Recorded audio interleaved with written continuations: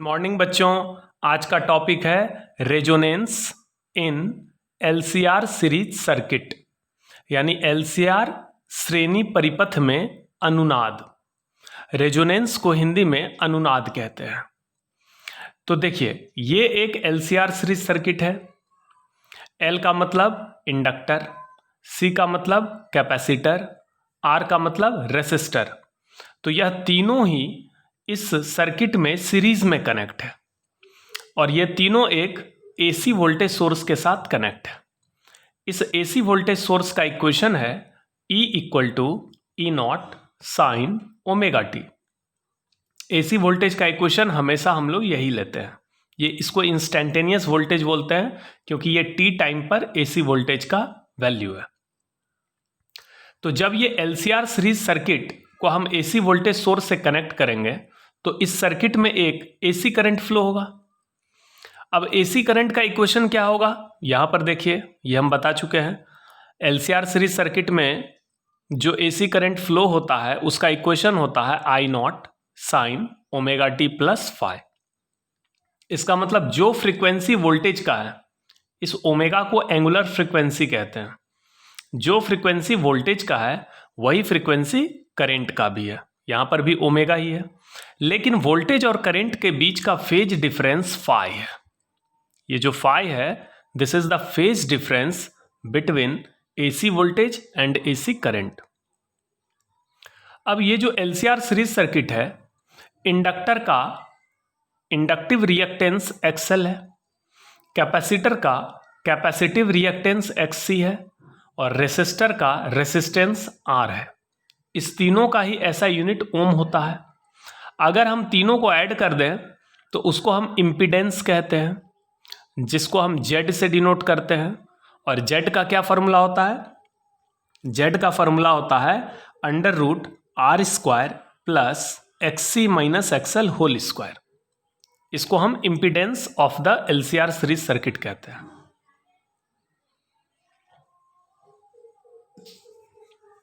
Impedance को हिंदी में प्रतिबाधा कहते हैं। तो कई बार क्वेश्चन में आया है कि इम्पीडेंस का ऐसा यूनिट बताएं, तो इम्पीडेंस का ऐसा यूनिट ओम होगा। कैपेसिटिव रिएक्टेंस का भी ऐसा यूनिट ओम होगा, इंडक्टिव रिएक्टेंस का भी ऐसा यूनिट ओम होगा। अब देखिए, यहां पर तीन संभावना है, तीन पॉसिबिलिटी है। पहला पॉसिबिलिटी है कि एक्सएल का वैल्यू बड़ा हो जाए एक्ससी से। दूसरा है एक्ससी का वैल्यू बड़ा हो जाए एक्सएल से। तीसरा संभावना है कि एक्सएल और एक्ससी दोनों का वैल्यू बराबर हो जाए।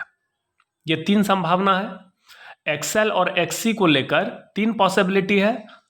या तो एक्सएल बड़ा हो एक्ससी से, जैसे मान लो ये 10 ओम है और ये 4 ओम है, या ये 10 ओम है ये 4 ओम है, या दोनों फिर इक्वल है।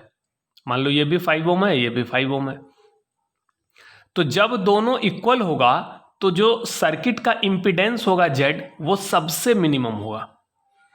अब यहां पर देखिए, इस आई नॉट को हम पीक करंट कहते हैं। पीक करंट का फॉर्मूला होता है पीक वोल्टेज यानी मैक्सिमम वोल्टेज ई नॉट, क्योंकि ये जो ई नॉट है इसको हम पीक वोल्टेज या मैक्सिमम वोल्टेज कहते हैं। तो पीक करंट का फॉर्मूला हो गया peak voltage by impedance. Peak voltage हो गया ई नॉट और इंपीडेंस का फॉर्मूला हो गया under root R square plus XC minus XL whole square.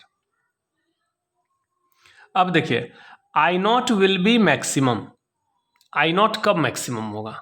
ये जो आई नॉट है ये मैक्सिमम तब होगा जब ये जेड मिनिमम हो।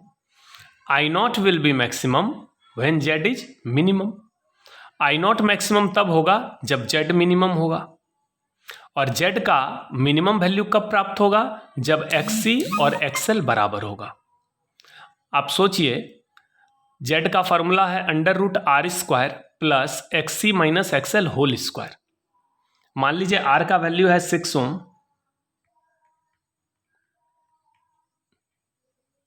एक्सएल का वैल्यू है 10 ओम और एक्ससी का वैल्यू है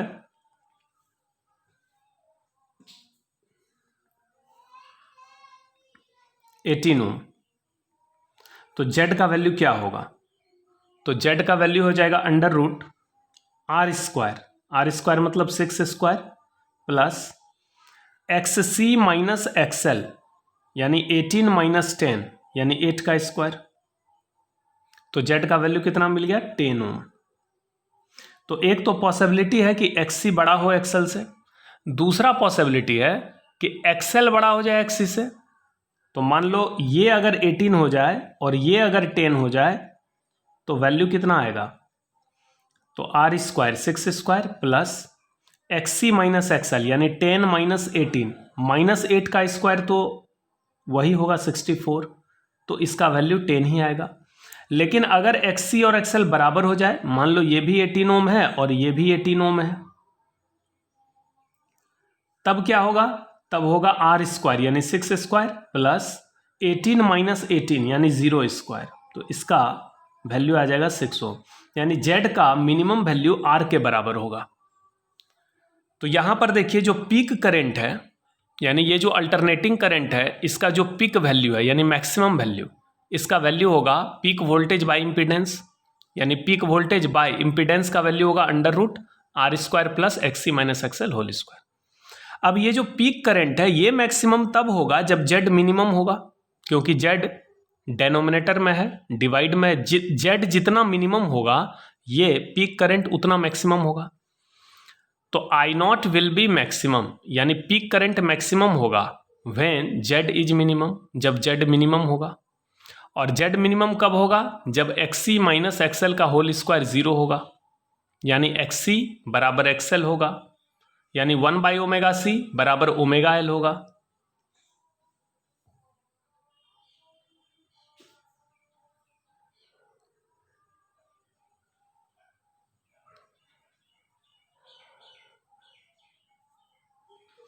इस ओमेगा सी को ओमेगा एल से मल्टीप्लाई करो तो हो जाएगा omega square L C equal to 1। तो यहां से omega square equal to 1 by L C होगा, यहां से omega equal to 1 by root L C. इस ओमेगा को कहते हैं रेजोनेंट एंगुलर फ्रीक्वेंसी। ओमेगा को क्या कहेंगे, रेजोनेंट एंगुलर फ्रीक्वेंसी। इसका मतलब हुआ कि अगर एसी वोल्टेज या एसी करंट की frequency 1 by root L C के बराबर हो तो एक्स सी बराबर एक्सएल होगा, यानी जेड मिनिमम होगा, यानी पीक करंट का वैल्यू मैक्सिमम होगा। तो एलसीआर सीरीज सर्किट से जो एसी करंट फ्लो होता है, ये एसी करंट है, ध्यान से देखिए ग्राफ में, ये कौन सा करंट है, एसी करंट है। और ये जो आई नॉट है ये इसका पीक वैल्यू है, मैक्सिमम वैल्यू। लेकिन इसका पीक वैल्यू सबसे यानी मैक्सिमम वैल्यू कब सबसे मैक्सिमम होगा, तो मैक्सिमम वैल्यू यानी पीक वैल्यू सबसे मैक्सिमम होगा जब जेड मिनिमम होगा। ठीक है, और जेड का मिनिमम वैल्यू कितना आ गया, आर। जेड का जो मिनिमम वैल्यू होता है, याद रखिएगा, इम्पीडेंस का मिनिमम वैल्यू यानी जेड का मिनिमम वैल्यू आर होता है। और ये कब होता है, जब एक्स सी बराबर एक्सएल हो। और एक्स सी बराबर एक्सएल सॉल्व करने पर क्या मिल गया, omega equal to 1 by root L C, यानी जब एसी वोल्टेज या एसी करंट की frequency 1 by root L C के बराबर हो तो जेड मिनिमम होगा, यानी पीक करंट मैक्सिमम होगा। और इस कंडीशन में एलसीआर सर्किट को हम रेजोनेंस में कहते हैं। तो एलसीआर सीरीज सर्किट रेजोनेंस में तब कहलाएगा जब उस सर्किट से फ्लो होने वाले एसी करंट का पीक वैल्यू मैक्सिमम हो। एलसीआर सीरीज सर्किट रेजोनेंस में कब होगा, जब पीक करंट आई नॉट का वैल्यू क्या हो, मैक्सिमम हो। और ये मैक्सिमम कब होगा, जब जेड मिनिमम होगा। और जेड का मिनिमम वैल्यू कितना होता है, आर। जेड मिनिमम कब होगा, जब एक्स सी बराबर एक्सएल होगा। और ये कब होगा, जब ओमेगा का value 1 by root L C होगा। इसका मतलब इसी फ्रीक्वेंसी को रेजोनेंट एंगुलर फ्रीक्वेंसी कहते हैं। इसका मतलब if frequency of AC voltage और AC current is equal to omega, that means 1 by root L C, then peak current will have its maximum value. तो पीक करंट का value maximum होगा and the LCR series circuit is set to be in resonance. तो LCR series circuit resonance में कब होगा, जब उस circuit से फ्लो होने वाला पीक करंट मैक्सिमम होगा, यानी जब ओमेगा का value 1 by root L C होगा। सो इन रेजोनेंस, इसीलिए रेजोनेंस में जब एलसीआर सीरीज सर्किट रेजोनेंस में होगा तो पीक करंट का मैक्सिमम वैल्यू कितना हो जाएगा, ई नॉट बाय जेड। यहां पर जेड लिखा हुआ है लेकिन जेड का मिनिमम वैल्यू कितना मिल गया, आर। तो ई नॉट बाय आर। तो पीक करंट का जो मैक्सिमम वैल्यू होगा रेजोनेंस में वो हो जाएगा E naught by R, E naught by are.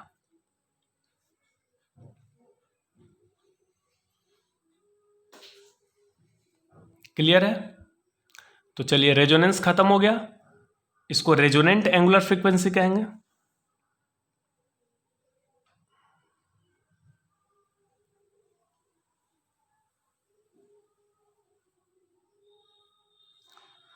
Next topic है एलसी ऑसिलेशन। एलसी ऑसिलेशन, इसको हिंदी में कहते हैं एलसी दोलन। ये एलसी दोलन क्या है? तो इसको समझने के लिए यहां पर हमने 5 डायग्राम बनाया है। First, second, third, fourth, fifth, ये 5 डायग्राम है। फर्स्ट डायग्राम में देखिए क्या है, एक फुल्ली चार्ज्ड कैपेसिटर है। ये क्या है? एक कैपेसिटर है, पैरेलल प्लेट कैपेसिटर, जो कि फुल्ली चार्ज्ड है। इसके प्लेट पे मैक्सिमम चार्ज है क्यू नॉट। तो जब कैपेसिटर फुल्ली चार्ज होगा तो उसके प्लेट के बीच में जो इलेक्ट्रिक फील्ड बनता है उसमें मैक्सिमम एनर्जी स्टोर्ड होगा, जिसका फॉर्मूला था क्यू स्क्वायर बाई 2c या हाफ सी भी स्क्वायर या हाफ क्यू भी। तो ये जो कैपेसिटर है ये फुल्ली चार्ज है। इस कैपेसिटर को मैंने एक इंडक्टर से कनेक्ट किया है। देख रहे हैं इंडक्टर, एलसी ऑसिलेशन। इंडक्टर का इंडक्टेंस एल होता है और कैपेसिटर का कैपेसिटेंस सी होता है। तो यहां एल का मतलब हो गया इंडक्टर और सी का मतलब हो गया कैपेसिटर। अब ऑसिलेशन कैसे होता है, क्या होता है, ये जरा समझिए। तो जब एक फुल्ली चार्ज कैपेसिटर को हम एक इंडक्टर से कनेक्ट करेंगे तो क्या होगा? तो होगा ये कि कैपेसिटर धीरे धीरे डिस्चार्ज होना स्टार्ट होगा और इस सर्किट में करंट का वैल्यू धीरे धीरे बढ़ेगा। जैसे जैसे ये डिस्चार्ज होगा सर्किट में करंट का वैल्यू बढ़ते चले जाएगा। जब ये कैपेसिटर फुल्ली डिस्चार्ज होगा तो सर्किट में करंट का वैल्यू मैक्सिमम होगा। फिर से समझिए, जैसे मोमबत्ती जलाते हैं तो जैसे जैसे मोमबत्ती जलते जाता है उसका मोम पिघलते जाता है, वैसे ये जो कैपेसिटर है, ये कैपेसिटर ज्यों ज्यों डिस्चार्ज होगा सर्किट में करंट का वैल्यू क्या होगा? मैक्सिमम होते चले जाएगा। जब ये कैपेसिटर फुल्ली डिस्चार्ज होगा तो सर्किट में जो करंट का वैल्यू होगा वो मैक्सिमम होगा। अब आप डायग्राम से देखिए, यहां पर एक चाबी कनेक्ट है। मान लीजिए स्टार्टिंग में ये की खुला हुआ है, तब तो कोई करंट फ्लो नहीं होगा, यानी कैपेसिटर डिस्चार्ज नहीं होगा। अब देखिए, जैसे ही इस चाबी को हम कनेक्ट करेंगे इससे करंट फ्लो होना स्टार्ट होगा और वो करंट कांस्टेंट नहीं होगा, वो धीरे धीरे धीरे धीरे बढ़ते जाएगा। तो अभी करंट फ्लो नहीं हो रहा है क्योंकि ये की ओपन है। मान लीजिए ये ओपन की है तो कोई करंट फ्लो नहीं होगा। लेकिन जैसे ही की को क्लोज करेंगे ये सर्किट कंप्लीट होगा, वैसे ही एक करंट फ्लो होना स्टार्ट होगा और इस करंट का वैल्यू क्या होगा? बढ़ते जाएगा। लेकिन जैसे ही ये करंट फ्लो होना स्टार्ट होगा और करंट इंक्रीज करेगा तो यहां कैपेसिटर के प्लेट का चार्ज डिक्रीज होना शुरू हो जाएगा। यहां पर देखिए 3 प्लस का साइन है और 3 माइनस का साइन है। यहां पर प्लस का साइन केवल 2 है, माइनस का साइन केवल 2 है। इसका मतलब ये कैपेसिटर डिस्चार्ज हो रहा है, इसके प्लेट का चार्ज घट रहा है, इसके अंदर जो एनर्जी स्टोर्ड है वो भी घट रहा है। मान लीजिए अभी कैपेसिटर के प्लेट के अंदर 10 जूल एनर्जी स्टोर्ड है। कितना एनर्जी स्टोर्ड है? 10 जूल। इसको इलेक्ट्रिकल एनर्जी कहते हैं।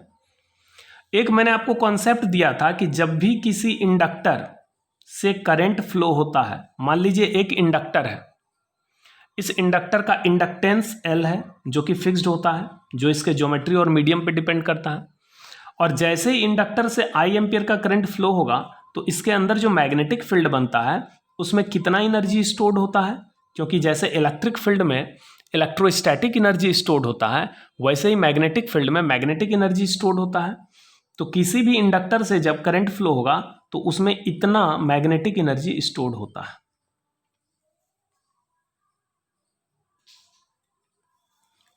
तो यहां पर देखिए स्टार्टिंग में ये कैपेसिटर फुल्ली चार्ज्ड है, इसके प्लेट के बीच में जो एनर्जी स्टोर्ड है वो 10 जूल है। और अभी सर्किट में चूंकि कोई भी करंट नहीं है, करंट का वैल्यू 0 है, इसीलिए इस इंडक्टर से कितना करंट फ्लो हो रहा है, 0। तो इसमें कोई एनर्जी नहीं है, सारा का सारा एनर्जी कैपेसिटर के प्लेट के बीच में है। लेकिन जैसे ही इस की को हम लॉक करेंगे, सर्किट कंप्लीट होगा, तो ये धीरे धीरे डिस्चार्ज होना स्टार्ट होगा। तो इसके प्लेट का चार्ज घट जाएगा, घटकर मान लो कितना हो गया, Q। लेकिन सर्किट में जो करंट का वैल्यू है वो 0 से बढ़कर कितना हो गया, I। तो जैसे इससे करंट फ्लो होगा तो इसमें थोड़ा सा एनर्जी आ जाएगा, क्योंकि इसके अंदर मैग्नेटिक फील्ड बनेगा, उसमें एनर्जी आएगा। जबकि कैपेसिटर के प्लेट के बीच का एनर्जी घटेगा। तो मान लीजिए स्टार्टिंग में 10 जूल एनर्जी था कैपेसिटर के प्लेट के बीच का, ये घट के अब 6 जूल हो गया। इसका मतलब 4 जूल एनर्जी किसको मिल गया, इंडक्टर को।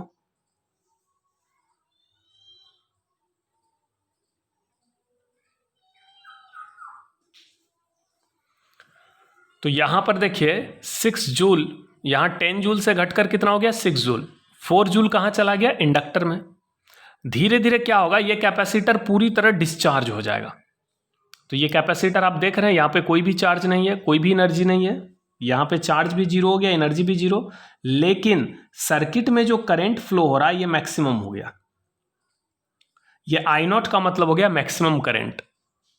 तो सर्किट में जो करंट फ्लो हो रहा है वो मैक्सिमम हो रहा है, यानी करंट धीरे धीरे क्या हो गया, बढ़ते बढ़ते मैक्सिमम हो गया, और चार्ज क्या हो गया, घटते घटते मिनिमम हो गया।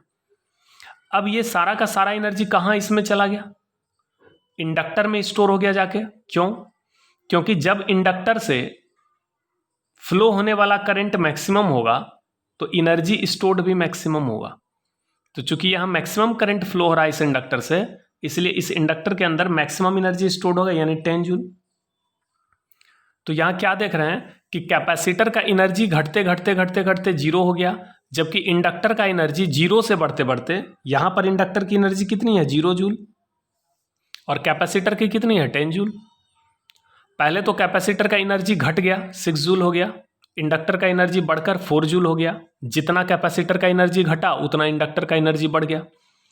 फिर कैपेसिटर का एनर्जी घट के 0 जूल हो गया, इंडक्टर का एनर्जी बढ़ के 10 जूल हो गया। अब देखिए क्या होगा, अब ये जो करंट है मैक्सिमम हो गया और सारा का सारा एनर्जी किसको मिल गया, इंडक्टर को।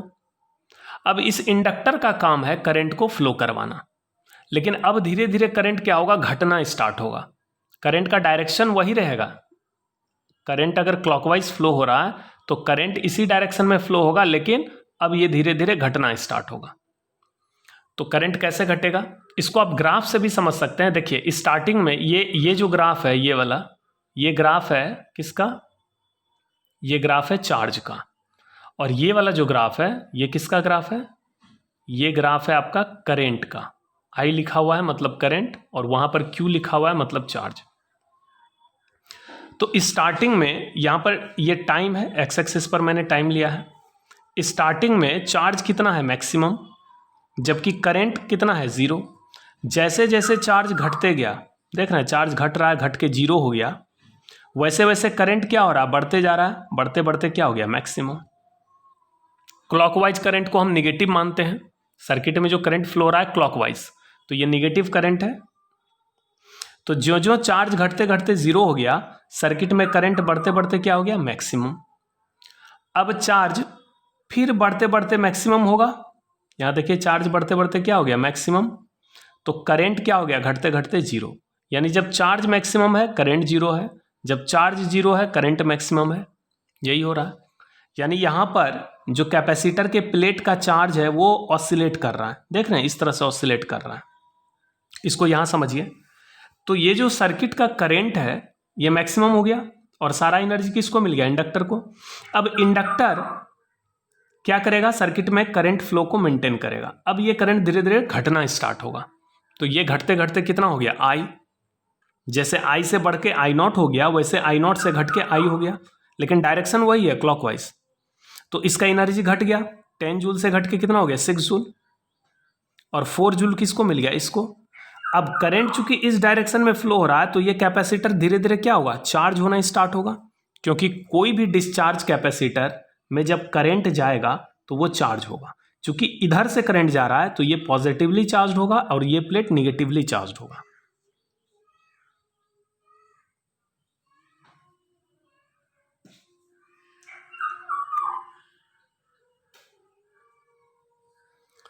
तो धीरे धीरे ये चार्ज होना स्टार्ट हो गया।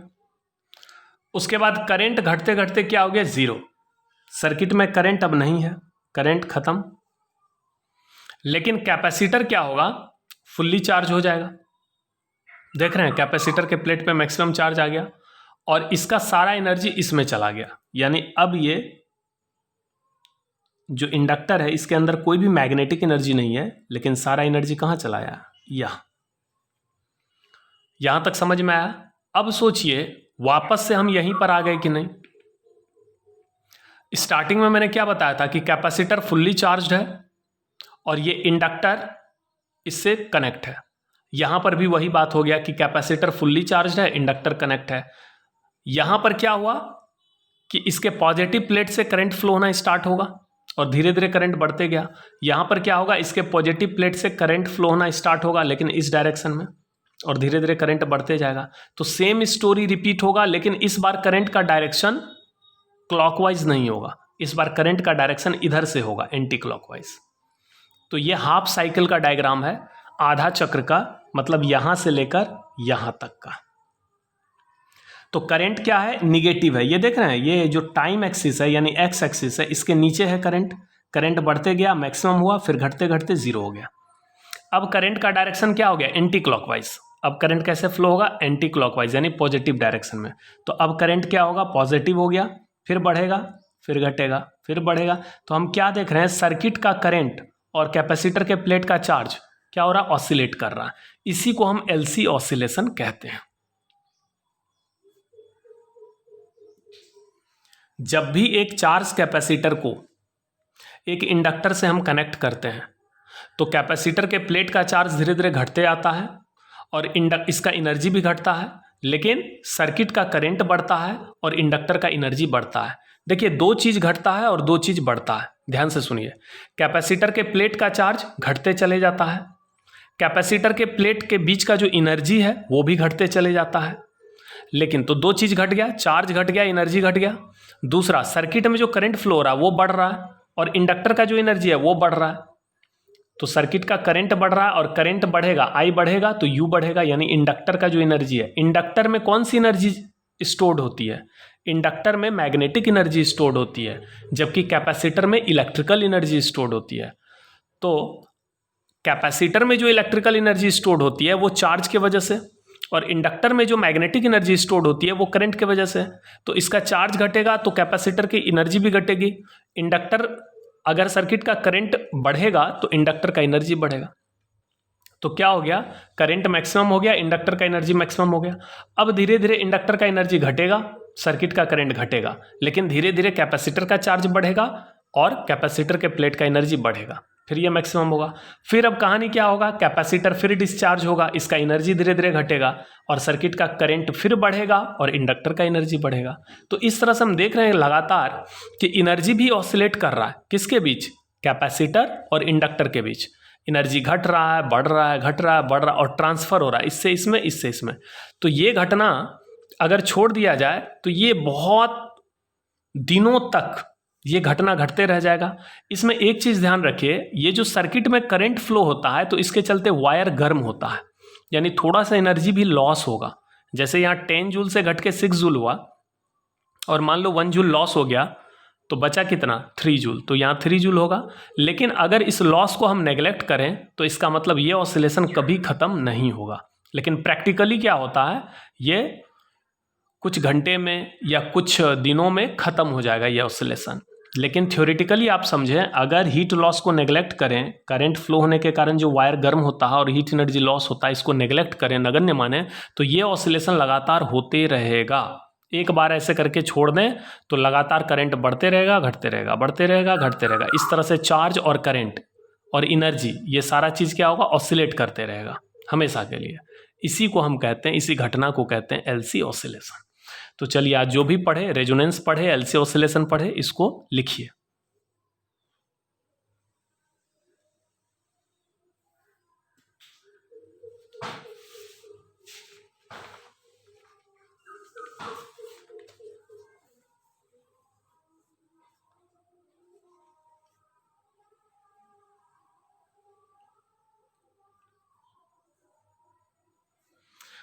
यहां से लिखिए रेजोनेंस, टॉपिक यहां से स्टार्ट है।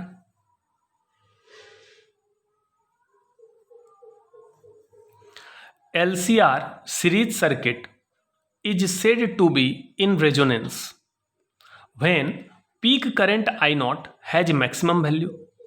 LCR सीरीज सर्किट रेजोनेंस में तब कहलाता है जब पीक करंट I0 का वैल्यू मैक्सिमम हो जाए। तो पीक करंट का फॉर्मूला हो गया peak voltage by impedance, peak voltage by impedance. अब जरा सोचिए, ये I0 मैक्सिमम तब होगा जब Z मिनिमम होगा, और Z मिनिमम तब होगा जब ये टर्म जीरो होगा, यानी XC माइनस XL का होल स्क्वायर जीरो हो जाए, और Z का मिनिमम वैल्यू कितना आएगा R।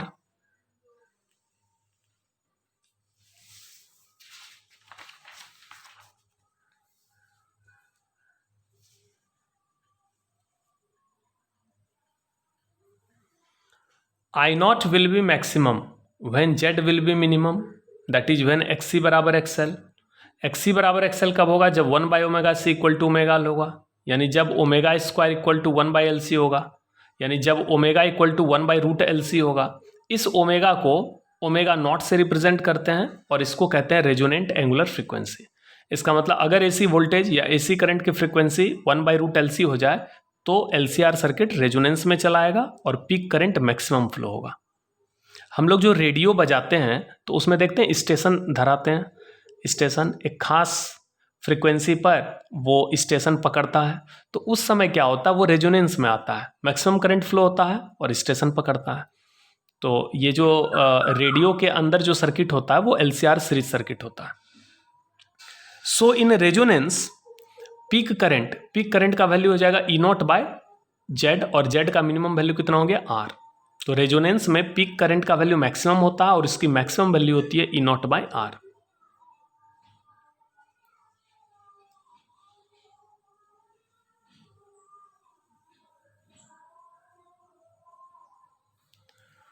अब क्या है LC oscillation, when a charged capacitor is connected to an inductor. ये एक चार्ज कैपेसिटर है जिसको मैंने किससे कनेक्ट किया, इंडक्टर से। Then charge of the capacitor and current in the circuit oscillates. तो जब भी हम एक चार्ज्ड कैपेसिटर को एक इंडक्टर से जोड़ते हैं तो कैपेसिटर का चार्ज ऑसिलेट करता है, यानी घटता है बढ़ता है, घटता है बढ़ता है, और सर्किट में जो करंट होता है वो भी ऑसिलेट करता है। Also the energy of the system oscillates between capacitor and inductor. और जो सिस्टम की एनर्जी है वो भी कैपेसिटर और इंडक्टर के बीच ऑसिलेट करती है। This phenomenon is called LC oscillation. इसी घटना को हम LC ऑसिलेशन कहते हैं।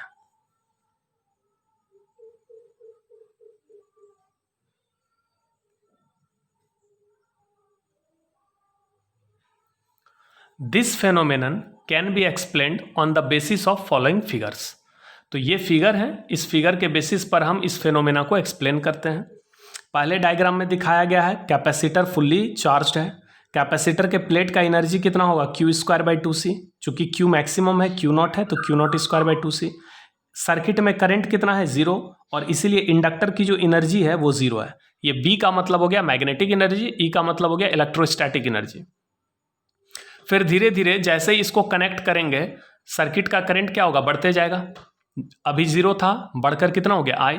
इंडक्टर का एनर्जी बढ़ेगा और कैपेसिटर का एनर्जी घटेगा, यानी अब जो कैपेसिटर के प्लेट का इलेक्ट्रोस्टैटिक एनर्जी है वो मैक्सिमम नहीं होगा बल्कि थोड़ा घटेगा। इसकी थोड़ी सी एनर्जी इसमें चली आएगी, तो इसका मतलब दोनों में अब एनर्जी होगा। इक्वल नॉट टू 0 का मतलब हो गया थोड़ा एनर्जी इसमें भी होगा, थोड़ा एनर्जी इसमें भी होगा। फिर करंट मैक्सिमम हो गया, सारा एनर्जी इसको मिल गया, तो इसको कितना एनर्जी मिल गया, UB, यानी मैग्नेटिक एनर्जी जो होगा इंडक्टर में वो मैक्सिमम होगा, हाफ LI स्क्वायर। I का वैल्यू कितना, I0। तो सारा का सारा एनर्जी, कैपेसिटर का सारा एनर्जी किस में चला गया, इंडक्टर में, और कैपेसिटर का एनर्जी कितना हो गया, 0, क्योंकि चार्ज 0 हो गया। अब करंट तो उसी डायरेक्शन में फ्लो होगा, लेकिन मैक्सिमम हुआ था ना, अब ये घटेगा, करंट घटेगा और इसको चार्ज करेगा उल्टा, इधर से चार्ज करेगा। पहले ऊपर से चार्ज था, देखिए ऊपर पॉजिटिव था, अब इधर से चार्ज होगा, तो करंट घट गया, यानी अब थोड़ा सा एनर्जी इसमें भी आएगा, क्योंकि इस पर चार्ज आ गया तो थोड़ा एनर्जी इसमें भी होगा, थोड़ा एनर्जी इसमें भी होगा। और लास्ट में दिखाया गया है कि करंट 0 हो गया, इंडक्टर का एनर्जी खत्म हो गया, मैग्नेटिक एनर्जी 0, क्योंकि करंट 0 हो गया, लेकिन कैपेसिटर के प्लेट का चार्ज मैक्सिमम हो गया और इसलिए सारा एनर्जी कैपेसिटर में चला गया। तो इसी फेनोमेना को हम एलसी ऑसिलेशन कहते हैं। ये 2 नंबर में पूछा गया है बोर्ड एग्जाम में, ज़्यादा इंपॉर्टेंट नहीं है पर पूछा जाता है, तो आपको इतना सा लिखना होगा। ठीक है, चलिए अब हिंदी मीडियम वाले बच्चे लिखेंगे।